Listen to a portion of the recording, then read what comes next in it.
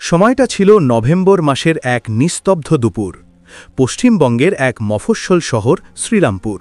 শহরের পুরনো রাজবাড়ির পাশেই অবস্থিত নবারুণ পাবলিক স্কুলের মাঠে তখন ছাত্রছাত্রীদের কোলাহল।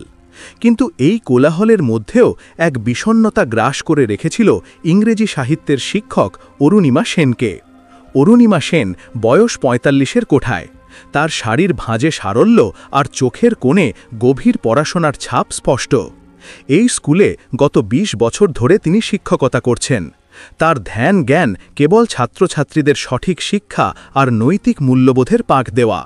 তার ক্লাসে ইংরেজি কেবল একটি ভাষা নয়, তা হয়ে ওঠে জীবনবোধের এক আয়না। ছাত্রছাত্রীদের কাছে তিনি কেবল একজন শিক্ষিকা নন, তিনি অরুণিমা ম্যাম, যিনি অন্ধকার পথে সাহস যোগান। কিন্তু এই স্কুলের বর্তমান পরিস্থিতি তাকে প্রতিনিয়ত কুড়ে কুড়ে খাচ্ছিল। স্কুলটির নতুন ম্যানেজিং কমিটির চেয়ারম্যান হিসেবে এসেছেন শহরের কুখ্যাত প্রমোটার এবং প্রভাবশালী রাজনৈতিক ব্যক্তিত্ব বীরেন্দ্র মাল্য। বীরেন্দ্র মাল্যর কাছে স্কুলটি শিক্ষার মন্দির নয়, কেবলই অর্থ উপার্জনের একটি প্রতিষ্ঠান। তার চোখে স্কুলের পুরনো ভবনটি কেবলই জমির অপচয়। তার পরিকল্পনা স্কুল ভেঙে সেখানে একটি আধুনিক শপিং মল তৈরি করা। দুপুর ১টায় শিক্ষক শিক্ষিকাদের কমন রুমে ম্যানেজিং কমিটির একটি জরুরি সভা ডাকা হল। অরুণিমা ম্যাম সেখানে উপস্থিত ছিলেন। বীরেন্দ্র মাল্য ঘরে ঢুকলেন। তার পরনে দামি পাঞ্জাবি, হাতে মোটা সোনার ব্রেসলেট। তার চোখে মুখে স্পষ্ট ক্ষমতার দাপট। দেখুন টিচার্স, সময় বদলেছে, পুরনো ধ্যান ধারণা দিয়ে আর চলবে না। বীরেন্দ্র মাল্য নিজের দামি চেয়ারটায় হেলান দিয়ে বললেন, এই স্কুল আর চলছে না, ছাত্র ভর্তি কমে গেছে, স্কুল বিক্রি করে দেওয়ার প্রস্তাব আছে আমার কাছে, সবাই সই করে দিন। অন্যান্য শিক্ষকরা ভয়ে চুপ করে রইলেন, তাদের মনে চাকরি হারানোর আতঙ্ক। কিন্তু অরুণিমা ম্যাম প্রতিবাদ করলেন, স্যার আপনি কি বলছেন? এই স্কুলটা আমাদের শহরকে গত ৫০ বছর ধরে শিক্ষা দিয়েছে। বিক্রি হয়ে গেলে এই এলাকার গরিব ছেলেমেয়েরা কোথায় যাবে?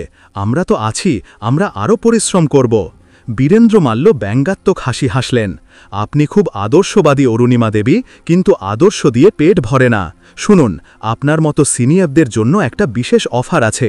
চুপচাপ সই করে দিন, মোটা অঙ্কের কম্পেনসেশন পাবেন, নইলে মনে রাখবেন এই শহরে আমার কথার ওপরে কোনো কথা নেই। অরুণিমা ম্যাম মাথা উঁচু করে বললেন, আমি সই করব না স্যার। এই স্কুল বিক্রি করা মানে এলাকার হাজার হাজার ছাত্রছাত্রীর ভবিষ্যৎ বিক্রি করে দেওয়া। এই স্কুলের সাথে আমাদের আবেগ জড়িয়ে আছে। বীরেন্দ্র মাল্যর মুখ কঠিন হয়ে গেল। ঠিক আছে, দেখি আপনার আদর্শ কতদিন টেকে। সেই দিনের পর থেকেই অরুণিমা ম্যামের জীবনে শুরু হলো চরম হয়রানি। ম্যানেজিং কমিটি তাকে অকারণে শোকজ করা শুরু করল। তার বেতন বন্ধ করে দেওয়া হলো। তাকে তার প্রিয় ইংরেজি ক্লাস থেকে সরিয়ে দিয়ে এমন কিছু বিষয় পড়াতে দেওয়া হলো যার সাথে তার বিশেষ পরিচিতি নেই। বীরেন্দ্র মাল্যর অনুগত কয়েকজন শিক্ষকও তার বিরুদ্ধে কথা বলা শুরু করলেন।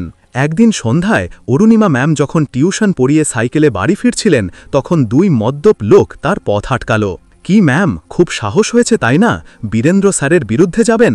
কাল থেকে যদি এই পথে দেখি তাহলে কিন্তু। অরুণিমা ম্যাম প্রথমটায় ভয় পেলেও পরক্ষণেই তার দৃঢ়তা ফিরে এলো। তিনি দ্রুত সাইকেল ঘুরিয়ে পুলিশের কাছে গেলেন। কিন্তু স্থানীয় পুলিশ স্টেশন বীরেন্দ্র মাল্যর হাতের মুঠোয় ছিল। সাব ইন্সপেক্টর হেসে বললেন, ম্যাম, এসব ছোটখাটো ঝামেলা, আপনি বরং সইটা করে দিন, অযথা ঝামেলা করবেন না। তিনি বুঝতে পারলেন এই লড়াইয়ে তিনি একেবারে একা। কিন্তু তার হৃদয়ে একটি বিশ্বাস ছিল, শিক্ষার মূল্য কোনো শপিং মলের দামের চেয়ে অনেক বেশি। তিনি স্থির করলেন তিনি শুধু প্রতিবাদ করবেন না, তিনি আইনের পথেই এর মোকাবিলা করবেন। তার একমাত্র সহায় তার প্রাক্তন ছাত্র, এখন কলকাতার হাইকোর্টের একজন তরুণ উকিল অংশুমান রায়।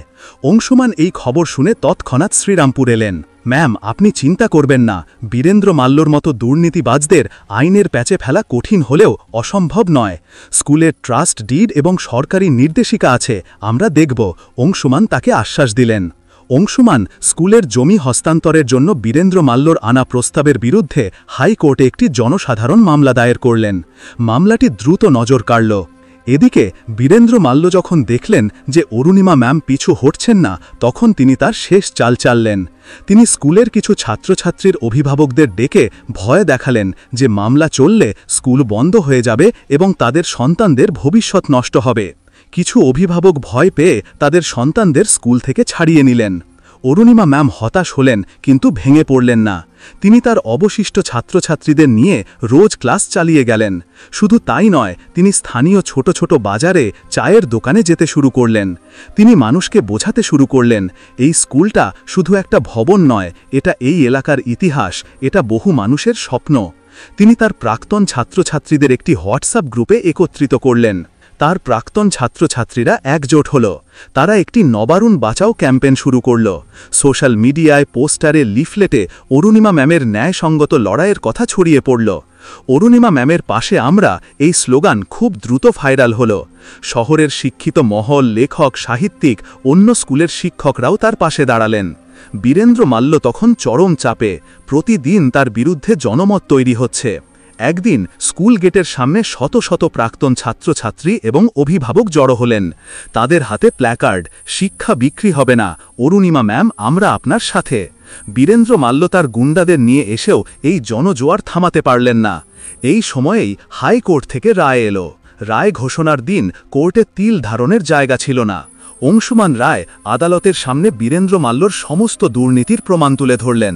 স্কুলের ফান্ড তছরূপের হিসেব, ভুয়ো রেজলিউশন তৈরি করে জমি দখলের চেষ্টা এবং শিক্ষক শিক্ষিকাদের হয়রানির অভিযোগ। বিচারক সমস্ত প্রমাণ এবং অরুণিমা ম্যামের অবিচল লড়াই দেখে মুগ্ধ হলেন। রায়ে বলা হল, নবারুণ পাবলিক স্কুল কোনো ব্যক্তিগত সম্পত্তি নয়, এটি জনস্বার্থের প্রতিষ্ঠান। ম্যানেজিং কমিটির চেয়ারম্যান হিসেবে বীরেন্দ্র মাল্যর স্কুলের জমি হস্তান্তরের কোনো আইনি অধিকার নেই। বীরেন্দ্র মাল্যকে অবিলম্বে তার পদ থেকে বরখাস্ত করা হল এবং তার বিরুদ্ধে সরকারি টাকা আত্মসাৎ এবং হয়রানির জন্য আইনি প্রক্রিয়া শুরু করার নির্দেশ দেওয়া হল। রায় শুনে অরুণিমা ম্যামের চোখে জল এলো। এবার তা ছিল আনন্দের অশ্রু। বীরেন্দ্র মাল্য মাথা হেঁট করে কোর্ট থেকে বেরিয়ে গেলেন। তার ক্ষমতা, অহংকার সব চূর্ণ হয়ে গেল এক সৎ শিক্ষকের অদম্য ইচ্ছাশক্তির কাছে। পরের দিন অরুণিমা ম্যাম যখন নবারুণ পাবলিক স্কুলের গেট দিয়ে প্রবেশ করলেন, তখন ছাত্রছাত্রীরা তাকে হাততালি দিয়ে বরণ করে নিল। তাদের চোখে ছিল অফুরন্ত শ্রদ্ধা আর ভালোবাসা। স্কুলের দায়িত্ব গ্রহণ করলেন অরুণিমা ম্যাম। তিনি নতুন উদ্যমে স্কুলকে সাজিয়ে তোলার কাজ শুরু করলেন। তিনি প্রমাণ করলেন, শিক্ষা কোনো পণ্য নয়, এটা জাতির মেরুদণ্ড, এবং যে কোনো লড়াইয়ে ক্ষমতার দাপট নয়, নৈতিকতা আর সততার শক্তিই জয়ী হয়। অরুণিমা ম্যাম সেই শহরের কাছে একজন আইকন হয়ে উঠলেন। শিক্ষক শুধু পাঠ দেন না, তারা সমাজকে পথ দেখান। তাদের হাত ধরেই নতুন প্রজন্ম আলোর পথে হাঁটে।